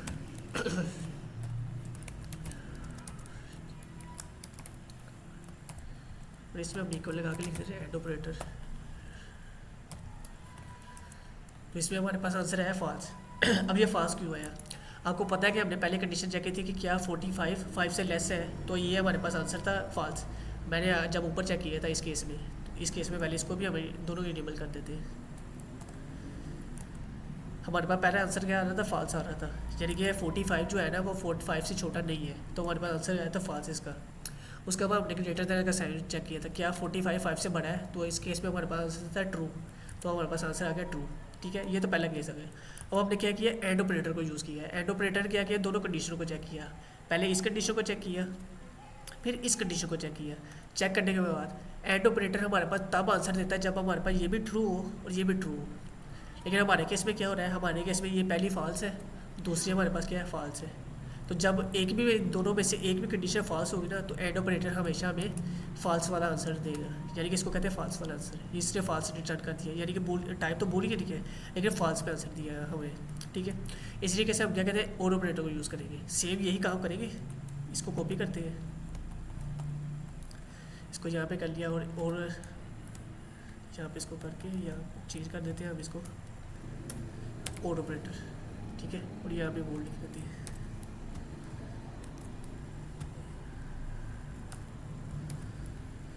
ठीक है, और यहाँ पे अब क्या करेंगे, हमारा अपना जो है ना ऑपरेटर चेंज कर देंगे। पहले हमारे पास एंड ऑपरेटर था, अब यहाँ पे हम करेंगे और ऑपरेटर यूज़ करेंगे। अब इसका आंसर देखते हैं, तो हमारे पास कंडीशन तो वही है, लेकिन इसका आंसर आया हमारे पास ट्रू। ट्रू क्यों आया, क्योंकि एंड के केस में क्या होता है, हमारे पास ये भी ट्रू होनी चाहिए, ये भी ट्रू होनी चाहिए, तो तब हमारे पास आंसर ट्रू होता है। लेकिन और के केस में हमारे पास क्या आता है कि सिर्फ एक कंडीशन ट्रू होनी चाहिए, यानी कि दोनों में से कोई भी एक ट्रू होगी तो हमारे पास आंसर ट्रू आ जाएगा। तो हमारे पास इसमें क्या होता है, हमारे पास ये ट्रू आ रही है, ये हमारे पास फॉल्स है। लेकिन एंड ऑपरेटर के केस में चेक करेगा कि दोनों में से सिर्फ एक ही ट्रू होनी चाहिए, तो एक हमारे पास ट्रू हो रही है, तो उसने आंसर इसका क्या दिया, ट्रू दे दिया। तो यानी हमारे पास ये और ऑपरेटर भी हो गया। अब थर्ड करते हैं हम constant not operator equal to, condition हम ये लगा लेते हैं और यहाँ पे लगा देते हैं नोट ऑपरेटर। नोट ऑपरेटर इस तरीके से तो नहीं यूज़ कर सकते हम,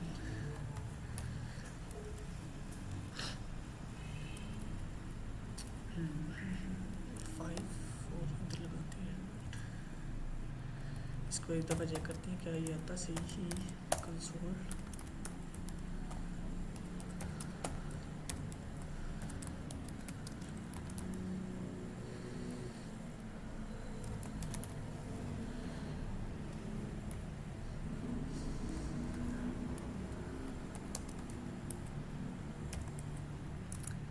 इसका आंसर चेक किया, हमारे पास आंसर क्या है, ट्रू। अब ये ट्रू क्यों आया, आपको पता है कि हमारे पास 45 तो है, वो 40 जो है ना 5 से जो है ना छोटा नहीं है, 45 5 से बड़ा है। लेकिन उसने हमारे पास क्या किया, अगर इसे मैं इसको हटाता हूँ तो अब आंसर हमारे पास क्या आएगा, फॉल्स आएगा। तो अगर मैं इसकी स्टार्ट में लगा दूँ तो और जो है ना नोट ऑपरेटर, तो नोट ऑपरेटर क्या करेगा, हमारे जो भी आंसर होगा उसको उल्टा देगा। मैंने पहले भी ऊपर वाले केस में बताया कि हमारे पास क्या होता है, नोट ऑपरेटर क्या कहता है, हमारे आंसर को उल्टा देता है, यानी कि अगर ट्रू आंसर होगा तो उसको वो फॉल्स कर देगा, अगर फॉल्स आंसर होगा उसको ट्रू कर देगा। तो इसने क्या किया था, हमारे पास आंसर क्या था, फॉल्स। हमने फॉल्स के स्टार्ट में लगाया था एंड ऑपरेटर, तो उसने क्या किया था, फॉल्स को रिटर्न कर दिया था ट्रू के अंदर, यानी कि वैल्यू को चेंज करके हमारे पास शो करवाता है। तो ये है हमारे पास ये ऑपरेटर्स, यानी कि हमारे पास तीनों ऑपरेटर्स हो गए, कंडीशन ऑपरेटर भी, लॉजिकल ऑपरेटर भी और अरिथमेटिक ऑपरेटर भी। तो ये जब हम आगे करेंगे ना कंडीशंस, यानी कि कंडीशनल स्टेटमेंट्स करेंगे, इफ एल्स कंडीशन, तो उसके अंदर हमारे पास ये सारे ऑपरेटर यूज़ किए जाते हैं। अब हम करते हैं नेक्स्ट। मैं 1 मिनट दोबारा स्टार्ट करता हूँ। तो सेकंड, इसके बाद ऑपरेटर्स के बाद हम जो नेक्स्ट चीज़ करेंगे वो हमारे पास होती है कंडीशनल स्टेटमेंट्स। कंडीशनल स्टेटमेंट्स क्या होती है अब उसको देखेंगे। कंडीशनल स्टेटमेंट्स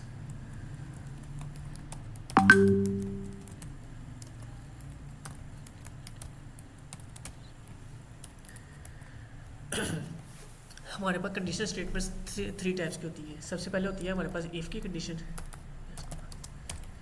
ठीक है, इफ। उसके बाद होती है हमारे पास एल्स इफ की कंडीशन, और एंड में होती है हमारे पास एल्स की कंडीशन। ये 3 कंडीशंस होती हैं। अब ये किस लिए यूज़ की जाती है? हम चेक करने के कंडीशंस को, मल्टीपल कंडीशन को चेक करने के लिए। अब इसके केस में क्या हो रहा था कि हमने कि सिर्फ कंडीशन चेक की थी और उसके बाद एक्शन को नहीं परफॉर्म किया था, सिर्फ क्या किया था, कंडीशन को उसका आंसर देखा था सिर्फ। लेकिन हम चाहते हैं कि अगर एक कंडीशन हमारे पास ट्रू हो जाती है तो उसके बाद क्या करना है, अगर उसके बाद फॉल्स हो जाती है तो फिर क्या करना है, हमने क्या करना है, मल्टीपल काम करने होते हैं। यानी कि अभी तो सिर्फ कंडीशन चेक करके उसका रिस्पॉन्स लिया है, लेकिन हम चाहते हैं कि कंडीशन जैसे ही हमारे पास कंडीशन ट्रू होगी तो हमने ये वाला काम करना है, अगर कंडीशन फॉल्स होगी तो हमने ये वाला काम करना है, लेकिन अगर कंडीशन फॉल्स या ट्रू नहीं होती तो हमने ये वाला काम करना है। तो इस चीज़ को लिखने के लिए हम क्या करते हैं, कंडीशनल स्टेटमेंट्स को यूज़ करते हैं। अब हम क्या करें, कंडीशनल स्टेटमेंट्स के अंदर अपने ऑपरेटर्स को जो है ना, जितने भी ऑपरेटर्स सीखे इनको यूज़ करेंगे। सबसे पहले इसको लिखने का तरीका क्या होता है, लिखने के लिए हम क्या करते हैं, सबसे पहले इफ़ के लिए हम क्या करते हैं, कीवर्ड यूज़ करते हैं इफ़ का। मैंने बताया कि कुछ चीज़ें हमारे पास होती है वो बिल्ट इन ही हमारे पास लैंग्वेज के अंदर बनी होती है, तो इसलिए इफ़ का ये कीवर्ड है ना, ये बाय डिफ़ॉल्ट जो है ना जावास्क्रिप्ट के अंदर एग्जिस्ट करता है। तो इफ़ का कीवर्ड लिखने के बाद आपने क्या करना है, ब्रैकेट लगानी है, और ब्रैकेट के अंदर हमारे पास कंडीशंस आती है, जितनी भी कंडीशन होगी वो इसके अंदर लिखेगी। उसके बाद होती है हमारे पास ब्रैकेट, इस तरीके से ब्रैकेट लगाई जाती है, ठीक है। उसके बाद होता है हमारे पास एल्स इफ, ठीक है, इसमें भी हमारे पास कंडीशन लगाई जाती है।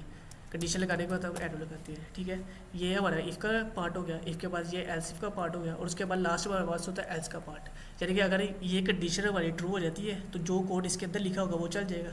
अगर ये कंडीशन ट्रू नहीं होती तो उसके बाद एल्स इफ की कंडीशन चेक होगी कि क्या वो कंडीशन ट्रू हो गया। अगर वो ट्रू हो जाती है उसके अंदर जो काम लिखा होगा वो चल जाएगा।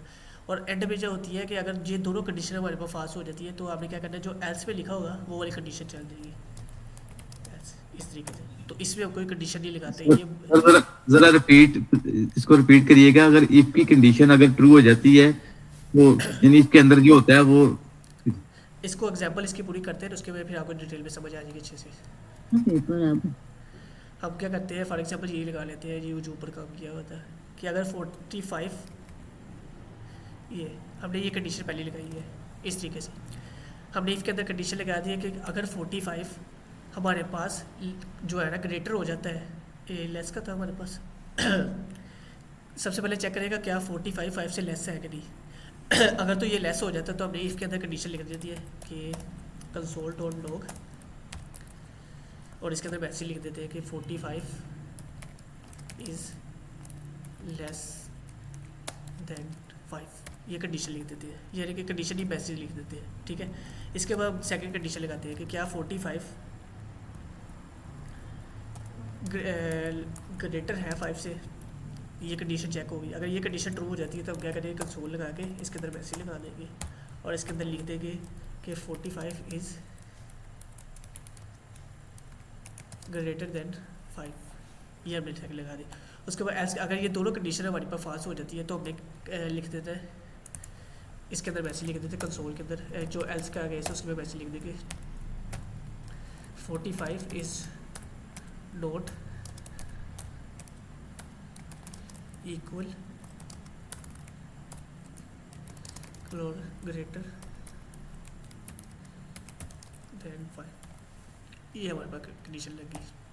तो अब ये होगा क्या सबसे पहले वो चेक करेगा क्या 45 हमारे पास, हमने जो इफ़ के अंदर लगाया सबसे पहले वो चेक होता है क्या 45 हमारे पास ग्रेटर है 40 से, ग्रेटर है 5 से, ये लेस देन का बल्कि सबसे पहले लगा हुआ है। वो चेक करेगा क्या 45 5 से छोटा है। तो अगर तो ये कंडीशन हमारे पास ट्रू हो जाती है तो वो ये वाला मैसेज शो करा देगा कि 45 हमारे पास छोटा है, ठीक है। उसके बाद एल्स की कंडीशन चेक करेगी, एल्स इफ़ की कंडीशन चेक करेगा कि क्या 45 5 से बड़ा है। अगर तो 45 5 से बड़ा हो जाता है तो वो क्या करेगा, ये वाला जो एल्स इफ के अंदर मैसेज लिखा होगा वो मैसेज प्रिंट करवा देगा। अगर 45 ना तो छोटा होता है ना बड़ा होता है तो उस केस में क्या कहता है हमारे पास ये भी कंडीशन अगर फाल्स हो जाती है, ये भी कंडीशन फाल्स हो जाती है, उसके बाद वो क्या करेगा एल्स वाली कंडीशन चेक करेगा। अगर ये दोनों कंडीशन हमारे पास जो है ना फाल्स होती है तो वो फिर एल्स के अंदर जो मैसेज होगा उसको प्रिंट करवा देगा कि 45 ना तो इक्वल है और ना ही ग्रेटर है या लेस है, ठीक है। अब इसका रिस्पॉन्स चेक करेंगे, इसको ऐसे देखेंगे तो इस तरह की मैसेज शो कर रहा है कि 45 ग्रेटर देन 5, ये क्या मैसेज है, यानी कि इसने ये वाला केस शो करवा दिया। अब ये वाला केस कैसे है, हमें पता है कि 45 जो है वो 5 से छोटा नहीं है, यानी कि इसका हमारे पास आंसर क्या आया, इसका आंसर हमारे पास था फॉल्स। हमने ऊपर देखा था यहाँ पे इस केस में हमने चला के देखा था इसको, तो इसका आंसर क्या था, फॉल्स आया था, तो इसने यहाँ पे फॉल्स रख दिया। तो जब आंसर फॉल्स आ जाए तो वो क्या कहता है इस पार्ट को स्किप कर देगा, यानी कि इफ़ का पार्ट हमारा नहीं चलेगा, ठीक है। उसके बाद वो नेक्स्ट कंडीशन चेक करेगा, क्या 40 हमारा ग्रेटर है 5 से, तो हमें पता है कि इसका आंसर हमने ऊपर देखा था, हमारा आंसर क्या आया था, ट्रू आया था। हमारा आंसर क्या आया था यहाँ पे, ट्रू। तो आंसर ट्रू आया, इसका मतलब ये हमारी कंडीशन ट्रू हो गई। तो जब ये जो सी कंडीशन ट्रू होगी तो उसके अंदर जो कोड लिखा होगा वो कोड चला देगा। तो हमारी इफ़ एल्स इफ वाली कंडीशन ट्रू हुई है तो उसने क्या किया, एल्स इफ के अंदर जो मैसेज लिखा होता है उसको प्रिंट करवा दिया। फॉर एग्जाम्पल अगर मैं इसको भी कह देता हूँ, यहाँ पे मैं लगा लेता हूँ इस कंडीशन को मैं फॉल्स कर देता हूँ, यहाँ पे मैं इक्वल लगा देता हूँ, तो आपको पता है 45 जो है वो बड़ा तो है 5 से लेकिन इक्वल नहीं है, तो इस केस में हमारा आंसर क्या आएगा, फॉल्स आएगा। तो जब इस केस में हमारे पास ये भी कंडीशन फॉल्स हो जाएगी तो वो क्या करेगा, इस पार्ट को भी स्किप कर देगा। स्किप करने के बाद वो नेक्स्ट एल्स वाले पार्ट के अंदर जो मैसेज लिखा उसको प्रिंट करवा देगा। अब वापस आएंगे तो इसको रिफ्रेश करेंगे, तो अभी के लिए वो क्या कर रहे हैं, इसको इसी प्रिंट करवा रहा है। क्यों करवा रहा है, क्योंकि 45 हमारा ग्रेटर तो है, हमारे पास 45 अभी ग्रेटर है, तो क्या करें इसको एज अ ट्रू ही कंसीडर कर रहे हैं। मैं अगर लगा देता हूँ हमारे पास आता है यहाँ पे 5 की बजाय 55।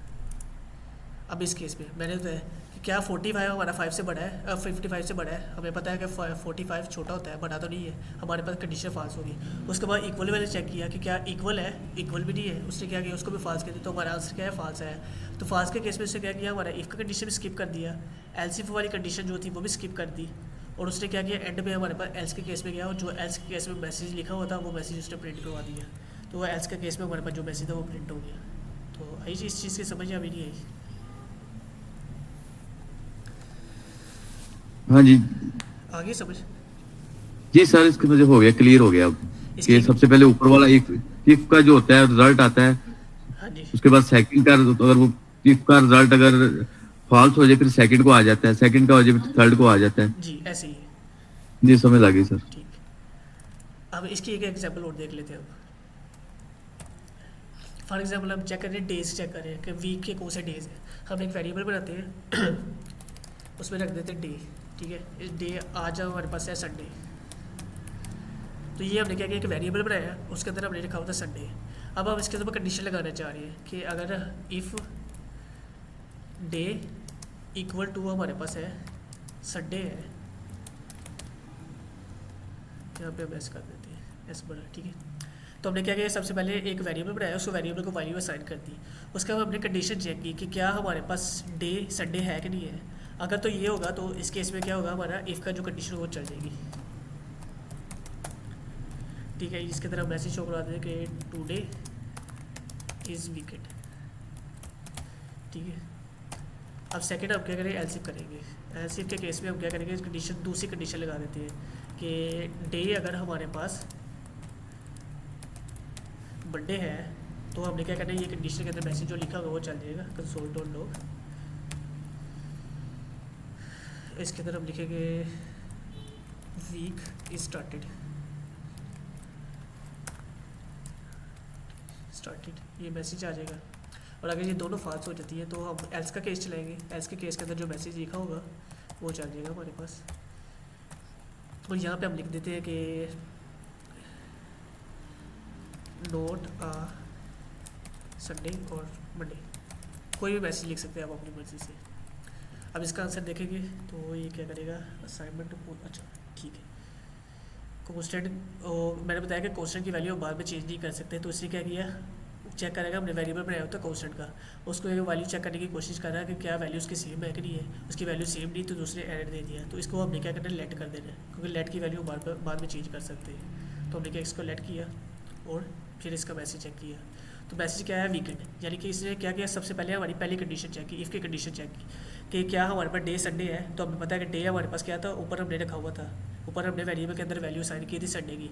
तो डे संडे यानी कि ये पहली कंडीशन ही हमारे पास ट्रू हो गई थी, तो उसने इफ़ का केस चला दिया, उसके बाद आगे गया ही नहीं। जब हमारे पास एक कंडीशन ट्रू हो जाती है तो उसके आगे जितनी भी कंडीशन होती है वो सारी को स्किप कर देते हैं, किसी को भी नहीं चलाता। हमारे पास पहली कंडीशन ट्रू हो गई थी तो उसने स्किप कर दिया, बाकी अगली कंडीशन को स्किप करके पहली कंडीशन के अंदर जो मैसेज था वो ऑपरेट करवा दिया।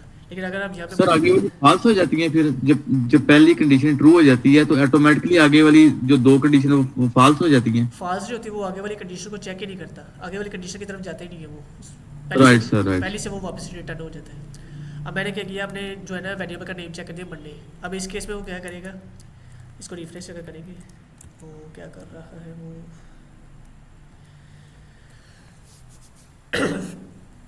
मंडे यहाँ पे हमने क्या किया, कंडीशन लगाई थी, तो वो क्या कर रहा है, इसको वेरिएबल की वैल्यू को चेंज कर रहा था। तो हमने क्या करना है, यहाँ पे कंडीशन चेक करनी थी वेरिएबल की वैल्यू को चेक करने के लिए। तो हमने क्या किया, वेरिएबल बनाया हो तो क्या कर रहा है, यहाँ पे वेरिएबल की वैल्यू को चेंज कर रहा है। तो इसका ये तरीका नहीं होगा, थोड़ा सा तरीका डिफरेंट होगा डे को चेक करने के लिए। तो उस केस में वो क्या करेगा, हमने अगर मंडे लगाया ना तो वो पहले सबसे पहले इफ़ की कंडीशन चेक करेगा। अगर तो इफ़ की कंडीशन ट्रू हो जाती है हमारे पास तो इफ़ को चेक करके इफ़ का मैसेज आ जाएगा। लेकिन हमने मंडे लगाया तो क्या करेगा, इफ़ को स्किप करेगा, यानी कि इफ़ की कंडीशन फाल्स होगी तो वो अब नेक्स्ट की कंडीशन की तरफ जाएगा। नेक्स्ट कंडीशन हमारी क्या है, एल्स इफ़ की, वहाँ पे हम मंडे लिख रहे हैं तो मंडे को चेक करके चेक क्या करेगा, क्या हमारी वैल्यू मंडे है, तो मंडे है हमारे पास, हमें पता है वेरिएबल के अंदर मंडे है। तो वो क्या करेगा, हमारा इफ़ एल्स का कंडीशन, एल्स इफ की जो कंडीशन वो चला देगा, और इसके बाद जो नेक्स्ट कंडीशन उसको स्किप करेगा, उसको चलाएगा नहीं। लेकिन अगर यहाँ पे हम कुछ और डे लिख देते हैं संडे और मंडे के अलावा, तो क्या करेगा, पहले इफ़ की कंडीशन चेक करेगा, अगर फॉल्स आती है तो एल्स इफ की तरफ चल जाएगा, अगर वो भी फॉल्स आती है तो फिर वो एल्स की तरफ जाएगा और जो एल्स के अंदर मैसेज होगा वो प्रिंट करवा देगा। यानी कि तीनों में से एक मैसेज लास्ट में प्रिंट होगा अगर कोई भी केस आ जाता है हमारे पास। तो ये हमारे पास इफ़ एल्स कंडीशन के लिए यूज़ किया जाता है। राइट जी। ठीक है, अब ना इफ़ और एल्स कंडीशन को लिखने के लिए हमारे पास एक छोटा मेथड भी होता है। अभी के लिए हम क्या करें कि अगर हमने इफ़ कंडीशन को लिखना हो तो हम क्या करें, इस तरीके से लिख रहे हैं। इस तरीके से हमें क्या करना पड़ा है, 1 2 3 4 5 लाइनें लिखनी पड़ी है।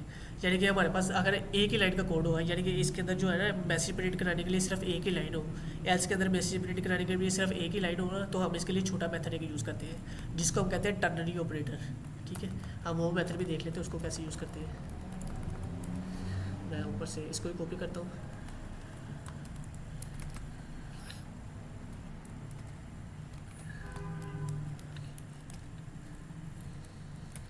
टर्नरी ऑपरेटर, टर्नरी ऑपरेटर हमारे पास यूज़ किया जाता है इफ एल्स कंडीशन को शॉर्ट फॉर्म में लिखने के लिए। ठीक है, सिर्फ ये इस कंडीशन का नाम है। तो उसमें हम क्या करते हैं, सबसे पहले कंडीशन लगाते हैं। कंडीशन लगाने के बाद अगर हमारी कंडीशन ट्रू हो जाती है तो हम क्या करते हैं, क्वेश्चन मार्क लगाते हैं। क्वेश्चन मार्क लगाने के बाद हम ये वैल्यू लगाते हैं, अगर ये ट्रू हो जाती है तो इस तरीके से। मैं इसको थोड़ा सा एक्सप्लेन भी कर देता हूँ ये चल कैसे रही है। अब हम क्या करते हैं, इसी कंडीशन को ट्रू इस कन्वर्ट करते हैं इस टर्नरी ऑपरेटर के अंदर। हमने क्या किया, इसको लगाया, इसको हम रिमूव कर देते हैं अभी के लिए, हम ऐसे। ठीक है, ये हमारे पास इतना कोड है। फॉर एग्जांपल अगर हमने इसको एक ही लाइन के अंदर लिखना हो, टर्नरी ऑपरेटर यूज़ किए जाते हैं कि मल्टीपल लाइन्स को एक ही लाइन के अंदर लिखने के लिए। अभी हमारे पास क्या है, इसके अंदर भी सिर्फ एक लाइन का मैसेज है, इसके अंदर भी सिर्फ एक ही लाइन का मैसेज है। तो इसको हम क्या करें, 5 लाइनों में लिखने के बजाय अपने कोड को छोटा करने के लिए एक लाइन के अंदर लिख सकते हैं। तो इसको जो सेकंड फॉर्म होगी वो क्या आगे, सबसे पहले हम कंडीशन लगाएंगे। हमारी ये कंडीशन आ गई। कंडीशन के बाद आपने क्या करना है, क्वेश्चन मार्क लगाना है। क्वेश्चन मार्क डिनोट करता है इफ़ कंडीशन को। ठीक है, इफ़ कंडीशन के बाद आपने क्या करना है, इफ़ कंडीशन का जो मैसेज होगा उसको कॉपी करना है। ये इफ़ कंडीशन का मैसेज आ गया। ठीक है, अब इसमें ये सेमीकोलन नहीं आता है, इस सेमीकोलन हमारे कहते हैं स्टेटमेंट को टर्मिनेट करने के लिए, लेकिन अभी हम स्टेटमेंट को टर्मिनेट नहीं कर रहे, तो इसलिए हमने क्या करना है, यहाँ पे इसे लगा देना। अब हमारे पास यहाँ पे आएगा कोलन। कोलन क्या होता है, ये एल्स कंडीशन को डिनोट करने के लिए यूज़ किया जाता है। अब आपने क्या करना है, एल्स कंडीशन के बाद एल्स कंडीशन वाला जो मैसेज होगा उसको यहाँ से कॉपी करके यहाँ पे लगा देना है। ये इन दोनों का मैसेज हमारे पास रिस्पॉन्स सेम आएगा। अब इसको चेक करेंगे अगर, तो ये देखिए दोनों का हमारे पास रिस्पॉन्स क्या आ रहा है, सेम आ रहा है कि 45 is not equal to greater than 5 और not equal of greater than 5। ठीक है, यानी कि मैसेज का रिप्लाई दोनों का सेम आ रहा है। ऊपर यहाँ पे कर देती है, यानी कि दोनों का रिप्लाई दोनों का सेम है, यानी कि जो इसका आंसर है दोनों का सेम है, लेकिन इससे क्या हो रहा है कि हमें 5 लाइनों के अंदर वो कोड करना पड़ रहा है। इसमें हमने क्या किया, वो उसी कोड को एक लाइन के अंदर कर लिया। तो ये शॉर्ट फॉर्म यूज़ होती है कि इफ़ एल्स, सिर्फ इफ़ और एल्स कंडीशन को लिखने के लिए। या अगर इफ़ एल्स इफ़ मल्टीपल हमारे पास होते हैं तो फिर हम इसी तरीके से लिखते हैं। लेकिन अगर सिर्फ इफ़ और एल्स हो और सिर्फ उनके अंदर जो हमारे पास कंसोल के अंदर मैसेज आ रहा है वो सिर्फ एक ही लाइन का हो, तो हम एक ही लाइन को 5 लाइनों में लिखने की बजाय हम क्या करते हैं, इस तरीके से एक लाइन के अंदर लिख लेते हैं। तो समझ आ गई इस चीज़ की? जी सर, जी क्लियर हो गया। चले, आई थिंक आज के लिए इतना इनफ है। बिल्कुल ठीक है सर, काफी है आज के लिए। चले, आपने क्या करना, अभी इस दोनों लेक्चर की अच्छे से प्रैक्टिस करनी है। कल वाले की भी हाँ आज जी, की वो भी, मैं सर बस आज यही करना है, मैंने फारिग हो गया हूँ, इसकी प्रैक्टिस क्योंकि करना नेक्स्ट है। लेक्चर में मैं क्वेश्चन करूँगा आपसे दोनों लेक्चर बिल्कुल से सही, रिलेटेड। चले, राइट सर, राइट, गुड हो ओके। गया, ओके। रिकॉर्डिंग मैं इसकी सेंड कर देता हूँ अभी थोड़ी देर तक। ठीक है सर।